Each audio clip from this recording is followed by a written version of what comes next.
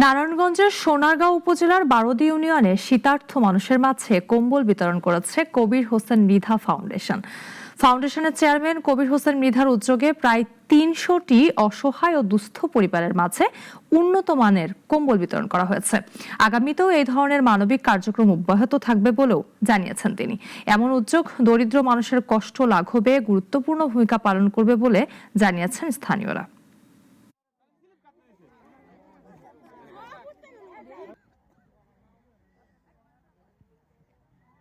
এই কবির মৃধা ফাউন্ডেশনের মাধ্যমে সবসময় যেন আপনাদের পাশে থাকতে পারি, আপনারা এই দোয়াটা করবেন সবাই। কবির মৃধা প্রত্যেক বছরই শয় লোকেরা কম্বল দান করে শীতের লেগে। সবসময় কম্বল দেয়, সবসময় মানুষের দান দক্ষিণা করে, সবসময় পাশে থাকে।